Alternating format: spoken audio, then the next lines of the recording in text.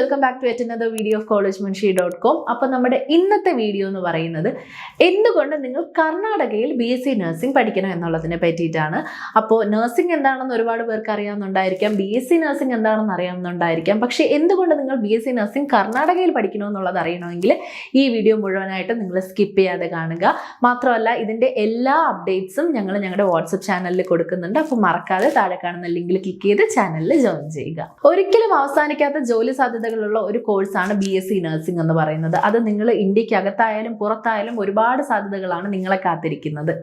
ഒരു ഹോസ്പിറ്റലിൽ ഒരു ഡോക്ടർ എത്രത്തോളം ഇമ്പോർട്ടൻ്റ് ആണോ അത്രയും തന്നെ ഇമ്പോർട്ടൻ്റ് ആണ് ഒരു നേഴ്സ് എന്ന് പറയുന്നത്.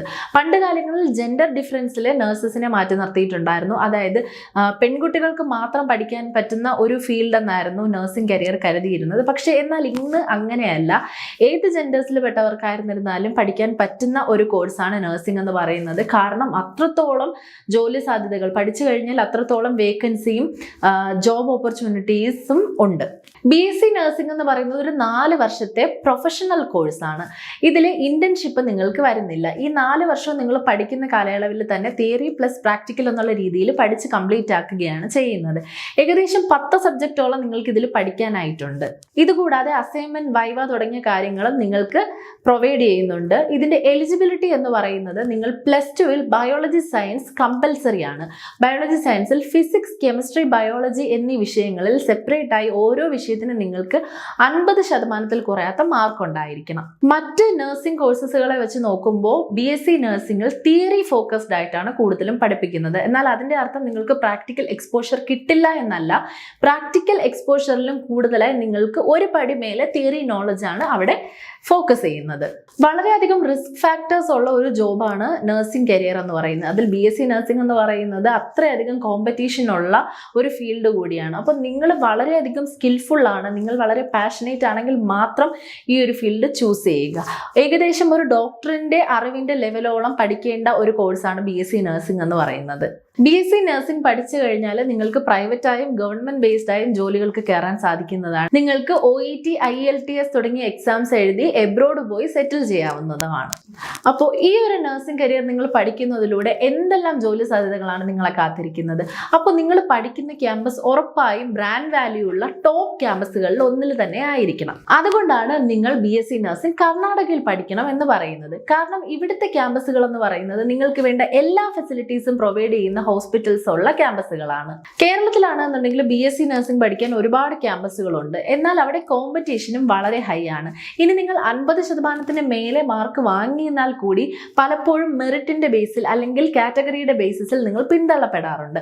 അപ്പോൾ ഉറപ്പായും നിങ്ങൾക്ക് നിങ്ങളുടെ ഡ്രീം കരിയർ ആയിട്ടുള്ള BSc നഴ്സിംഗ് ഉപേക്ഷിച്ച് മറ്റ് സ്ട്രീമുകളിലേക്ക് തിരിഞ്ഞു പോകേണ്ട ഒരവസ്ഥ ഉണ്ടാകും. BSc നഴ്സിംഗ് എന്ന നിങ്ങളുടെ സ്വപ്നം യാഥാർത്ഥ്യമാക്കാൻ നിങ്ങൾക്ക് വേണ്ട എല്ലാ ഫെസിലിറ്റീസും എക്സ്പോഷേഴ്സും പ്രൊവൈഡ് ചെയ്യുന്നുണ്ട്. കർണാടകയിലെ ഒരുപാട് കോളേജസ് ആണ് നിങ്ങളെ വെയിറ്റ് ചെയ്തിരിക്കുന്നത്. ഇവിടെ നിങ്ങൾക്ക് വേണ്ട clinical exposure, hands on experience, workshops, international conference, experience faculties എടുക്കുന്ന ക്ലാസുകൾ എന്നിവ ലഭിക്കുന്നു. ഇനി കേരളം കമ്പയർ ചെയ്ത് നോക്കുകയാണെന്നുണ്ടെങ്കിൽ നിങ്ങൾക്ക് ഇവിടെ കിട്ടുന്ന പ്ലേസ്മെന്റ് അസിസ്റ്റൻസ് വളരെ കൂടുതലാണ്. നിങ്ങൾ പഠിച്ചിറങ്ങിയാൽ ഉടനെ തന്നെ പ്ലേസ്മെന്റ് അസിസ്റ്റൻസ് കിട്ടുന്നു. ഇവിടെ നിങ്ങൾക്ക് മെഡിക്കൽ കോളേജ്, മറ്റ് ഹോസ്പിറ്റലുകളുമായി ടൈപ്പ് ഉള്ള കോളേജ് അല്ലെങ്കിൽ സ്വന്തമായി ഹോസ്പിറ്റലുള്ള കോളേജ് എന്നീ കാറ്റഗറികളിൽ ക്യാമ്പസുകൾ കാണാനായി സാധിക്കും. അതിനാൽ തന്നെ നിങ്ങൾക്ക് ഹോസ്പിറ്റൽ ഫെസിലിറ്റീസ് ഉറപ്പായും ഈ ക്യാമ്പസുകൾ അഷ്വർ ചെയ്യുന്നുണ്ട്. മികച്ച ബ്രാൻഡ് വാല്യൂ ഉള്ള ടോപ്പ് ക്യാമ്പസുകളാണ് ഇവിടെ കർണാടകയിൽ നിങ്ങൾക്ക് കാണാനായി സാധിക്കുന്നത്. മാത്രമല്ല ഇവരുടെ സർട്ടിഫിക്കേഷൻസ് എല്ലാം വളരെ വാല്യൂ ഉള്ളതാണ്. അതിനാൽ തന്നെ നിങ്ങൾ ഇന്ത്യക്ക് പുറത്തു പോയിരുന്നിരുന്നാലും സർട്ടിഫിക്കറ്റ്സ് വാല്യൂ ഉള്ളത് തന്നെയാണ്.